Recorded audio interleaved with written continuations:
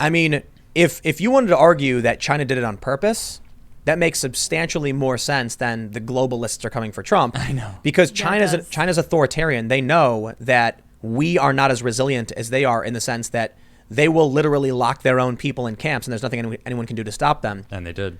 And they did. Locked them in their homes, too. Yeah. Yep. Oh, and for us, we've got constitutional freedoms, which Yeah. makes it harder for us to manage this stuff, although life is better at the individual level. Mm-hmm. We build and develop a lot faster. They've sort of hybridized this, like, it's a communist party that uses capitalist mechanisms to the worst possible degree to rapidly mass produce and expand. And it's like, it's created that they're now a very powerful country.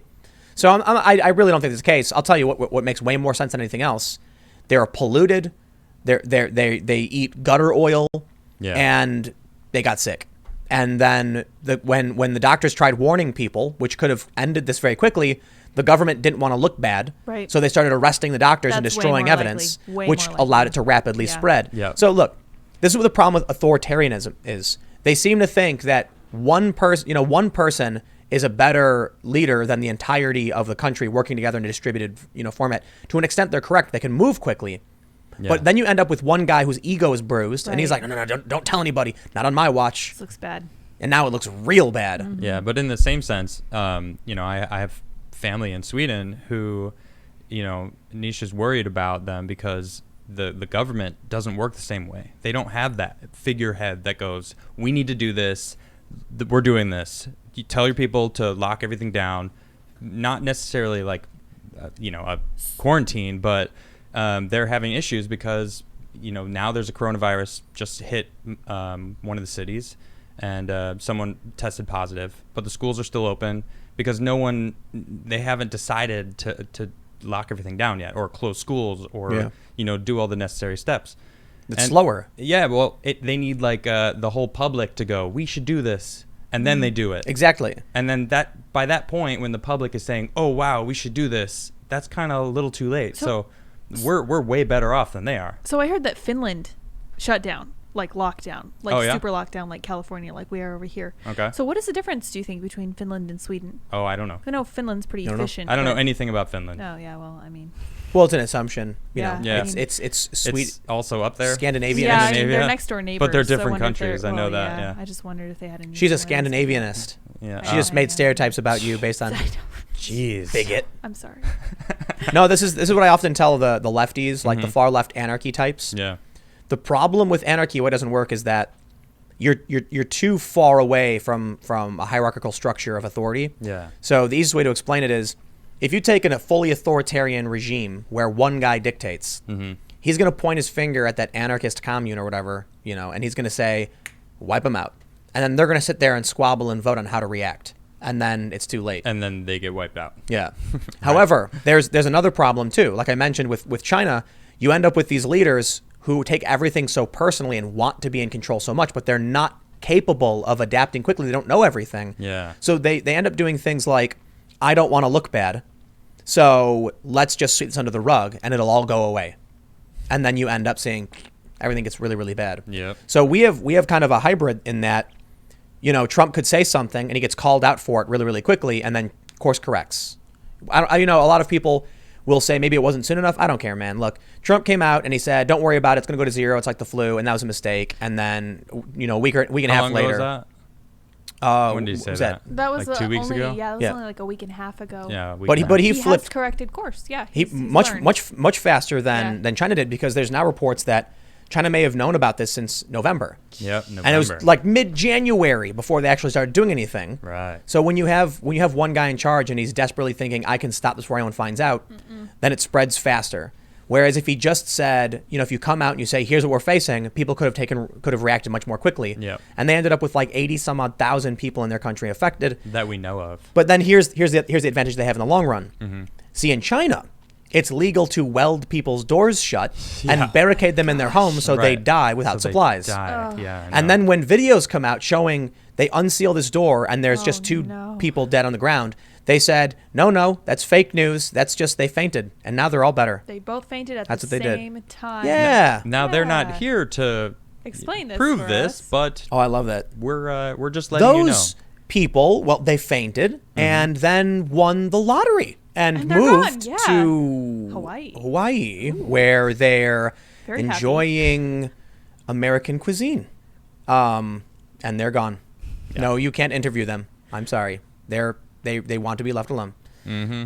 And so everyone kind of knows what they're doing, but they get away with it. That's so I've talked to people about the pros and cons of authoritarianism, and I don't mean pros in the sense that like you would like what it is, but the system can move very, very fast and effectively. But the problem is humans have certain wants and needs, and eventually when you have an authoritarian regime telling everyone what you can or can't do 24/7, then people just burn to the ground. Yeah, Yep. absolutely. So, from Why do you think it hasn't happened yet in China? burn to the ground? Yeah. You think they're getting started now? I think what's scary about where we're headed is that the power of the surveillance state might make it impossible. So you have an ever expanding, the population is growing much too large. Yeah. People are having a harder time synchronizing on what they want to do or what could happen. It's much easier for the government to use artificial intelligence and algorithms to track certain levels of dissent and then go and disappear people. So there was, It's interesting. I mean, in that same sense, though, they wanted the people of Wuhan to thank Xi for Sure. doing such a good Yeah. job, and they were like, "Excuse me, Yeah, no. that's not happening." Right. And then they were So- like, "All right, maybe we shouldn't do that then." But So here's it's interesting though, because that's basically standing up to them. It is, but wi- enough for them to without- care about. I don't know. It's an issue of, do you have enough food? Do you have shelter? And do you feel like there is a light at the end of the tunnel? Yeah. So I was reading about the Arab Spring countries and what led to major revolts and like these countries getting sort of purged, and it's when food becomes too expensive. So long as the people in China can have shelter, food, and feel secure, then you're not going to get anybody overthrown. If they can leave their homes to go get food, because they were locked in their homes. I mean, they can't revolt if they're locked in their homes. That's what I was also. saying. The Yeah. problem of So- authoritarianism is it comes to a point Yeah. where the leader screws something up, starts panicking, and then you might end up with major revolt. Yeah. Okay. The challenge is they can see it now with social media. Right. And so as soon as one person starts saying, I'm sick and tired of this. Did you see that? There was this video of a guy locked in a chair in shackles, and the cops were interrogating him, and they said, "Why did you post bad things about the police?" And the man said, it was a joke. I was drunk. I'm sorry. And they're like, "You were drunk? You thought it was okay that when you were drunk to say these things?" And he goes, No, it'll never happen again. I'm so sorry. Please, I'm so sorry. And they kept making him say it. So I think the surveillance state now allows them to suppress you. And also social media allows them to create this social pressure as well. So if you look at what happened in Sweden when, I think it was Expressen, the newspaper, went to people's homes, apparently, this is what I heard, and I'm going to be very careful, I'm going to get sued, but they had hacked into Discus, a comment system, and then used that information to track down anonymous commenters on the internet and then shame them. Oh yeah, we were remember talking about that. Right. this. So here's what happens. Right. You might think, oh man, I'm so sick and tired of the government. Ooh, I want to revolt or something. And then all of a sudden you start getting a bunch of messages saying, what's wrong with you? You're so not cool. Ooh, you're a loser. And you start feeling social pressure. And then they start shaming you. And then all of a sudden you get inundated with all these people saying like, wow, what an awful person, what a loser. And then the cops show up and say, don't do it again. And you're like, yeah. So when people feel like they've got a community that will support them and they can rise up, they will. Yeah. But what happens when everyone feels like everyone hates them for what they did? Then they'll back down in 2 seconds Yeah. because they don't want to be ostracized, Yeah. It's scary, man. I think Scary world. I think the funny thing about it is we are so ridiculously far away from that. Yeah, we are. But you have people screeching that like Donald Trump is what they call him Cheeto Hitler. It's like, dude, are you kidding me? Like the Democrats just like throw a temper tantrum for 10 minutes and all of a sudden his entire plan is derailed. Like it's actually working. Like the checks and balances are working overtime. Still works. Yeah, like when when the impeachment stuff happened, they were supposed to go to the Supreme Court. They were supposed to file a suit with the courts demanding that Trump send his people to testify. Instead, they just impeached him for it. It's like, okay, you can't do that. And a court ruled against them, saying like one of the guys they were trying to get to testify, the court said you can't do that. So it basically shut him down. But as far as I'm concerned, if we have a system in the Constitution that says the legislative branch will go to the judicial to sort out, beef with the executive, etc., and they bypass that, I'm pretty sure we don't have that much executive power for me to actually be worried all that much. Yeah. You know, it's like, what has really happened? It's border policy, trade policy. The economy was doing really great up until this. So, nah, man. I don't like a lot of his environmental stuff. His environmental stuff is really, really bad. That's my main but it's argument with him. Yeah. I mean, that's it. But that's why I can't name anything else. But that's one of the reasons the economy is doing really well. True. Because jobs are created for deregulating. Yep, exactly. Massive exporter of fossil fuels. Yeah, that's true. There's the big challenge, man. So I'll tell you what the real challenge is. You got beef with China? You think China bad? Yeah. Are you asking me? Yeah, I'm asking you. You think China's bad? I think China is a product of what we of ourselves also, you know. We allowed it to happen. So it's like, hold on. Are they? No. I mean, it's. You don't think what they're doing is bad? Yeah, like absolutely. Yeah, absolutely. Locking people in camps, harvesting organs. Yeah. That is terrible. Welding their doors shut. Yeah, of course. But So it's also a product of what we've allowed them. Yeah, exactly. For sure. Thank you. That's what I'm looking for. What do you enabled mean? that. What do you mean we enabled we it? gave them all of our, Jobs, business, manufacturing. basically. Yeah, Mm-hmm. So we enabled that, and now they sell everything to the world. And they've taken our manufacturing base. Such a big, power now. So here's what ends up happening, because I've been talking about this for a long time. Mm-hmm. I was talking about this before Trump even got elected. If I would always say this to people, if you want to live in wealth and prosperity, then, or actually, I'll put it a different way. We are competing with China. They are rapidly growing. They are displacing America as the global superpower. Yeah. They are dominating manufacturing. They're taking our manufacturing. They're taking jobs from everybody. They're colonizing other places through it's not colonization the way they tell you in the history books, where they get in a boat and then go land somewhere and put a flag in the ground. Yeah. They're just moving places because their population is so massive. They need to move out, and it's literally it's identical almost to European colonization, where the population was booming. Yeah. People wanted their own land. If you want to live in a global society, because that's where we're headed, dominated by China's version of government, by all means, sit around and do nothing. If you want to make sure that Western democracy and the ideals we hold dominate the planet, and we spread the ideas of free speech and free expression, then the United States absolutely has to expand culturally and economically faster than China does. As long as we are giving away everything to China, not only were they growing, we were diminishing. Yeah, exactly. Trump comes in and says, turn it around, flip it. He says, we're going to bring the jobs back, we're going to secure our borders, and we're going to grow again. And so there's the big challenge. Do you like the environment? You want to protect the trees? I certainly do. Definitely. But then there's the challenge of, how do we compete with China, who is burning their own cities to the ground, and I mean that figuratively, with trash pollution, and everyone's gagging and eating gutter oil. They are sacrificing everything, pure reckless abandon, to rapidly expand faster than we are. Now they have more millionaires than we do. And that means if we're on this trajectory for the next 50 to 100 years, boom, all of a sudden, we here in the United States will be learning, we're going to have Mandarin classes. You're going to be praising, Xi Jinping's grandson or whoever the Communist Party leader is. I mean, there's a Chinatown in every city. I mean, but that's fine. Like they have I know, they have America Town and stuff. The problem is when who was that NBA guy who was like, "No, don't rag on China, man." Was that? Wasn't it Kobe? No, it was not Kobe. No. Yeah, it wasn't Kobe. LeBron, right? My bad. I think it was LeBron. I have no idea. Yeah, it was LeBron. So when this dude in the NBA criticized China's heavy-handedness over Hong Kong, Hong Kong threatened the NBA, we're going to cut you off. You're going to make no money from us unless you apologize. And all of a sudden, all these NBA people started coming out, bending their pathetic, wobbling little knees to the Chinese government, saying, we don't really know much about their culture, and that's wrong. We shouldn't say that. And then I think it was Steve Kerr, who was like, someone asked him about what was going on in Hong Kong, and he goes, they don't ask me about guns in America. We got our problems. And people were like, dude, we're talking about them locking up 1 million Muslims and harvesting their organs for sale. Yeah. You want to complain about some crazy people with guns?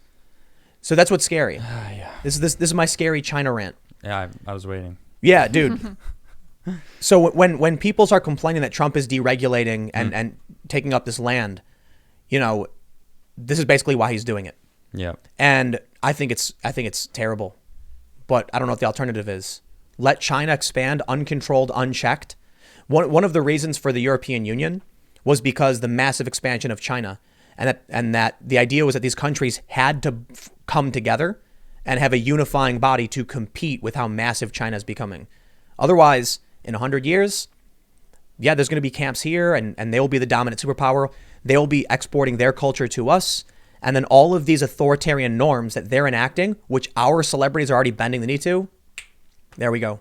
Not all celebrities, Not all of them, but Definitely. but in 100 years, yeah. so what do we do? What do we do about it? I don't know, man. I honestly don't know. Well, we should start by making our own medicine. Seriously. Nice start. Yep. Didn't they say like, aha, well, we can just hold the medicine and you guys will be screwed? Didn't they Yeah. say like a week ago? They said did, that we'll yeah. drown you in a sea of coronavirus. Yep. You know what That's really messed up. Poetic. but you know what really pissed me off? What?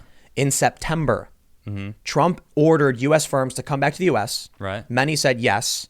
And then a week later, U.S. officials said our dependence on Chinese medicine and medical supplies is a serious national security threat. Definitely. In September. So what would have happened if back then Trump issued, he ordered firms to come back, but what if there was a really heavy executive policy saying you must build these things in this country? They would have called him a tyrant. Yeah. They would have said, Cheeto, Hitler, all that stuff. Now we're at a point where it's too late. Yep. We don't have the medicine. We And don't. we're begging. Yeah. What do we do? Scrapping it together, trying to make a vaccine. It's like, When hope it works. these advisors came out and said, these officials, that it's a serious threat, someone from China said that there would be no circumstance where China would withhold medicine or anything from the United States, and it's absurd to think so. Now they're laughing about it. Yeah. They're gloating. They could take it all away from us. So to what end?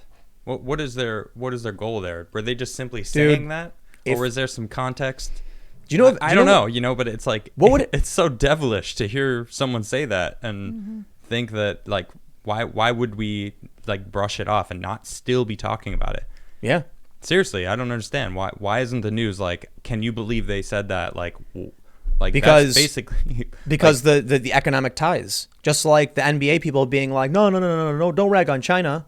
No, don't do that. Their audiences there. How crazy is it that these same people will go on Twitter and screech to hell, about how awful Trump is, just like the whole time. yeah. And then when it comes to China, like, whoa. Whoa, wait a minute.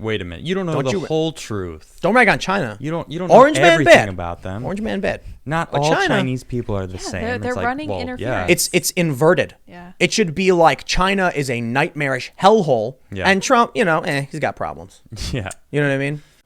Thanks for checking out this segment from the Timcast IRL podcast. We do the show every Monday through Friday at 8 p.m., sometimes an hour or two. And we do have a full live recorded version of the show that includes a lot of comments and smaller segments you probably don't see. If you want to check that out, you can watch live at 8 p.m. Monday through Friday, or become a member of this channel. And for $5 a month, you get full access to all of the recorded podcasts. Every day after the show, we make them available in the community section of this YouTube channel. So don't forget to subscribe and stick around for more segments and more shows Monday through Friday at 8 p.m. Thanks for hanging out, and we will see you all in the next show.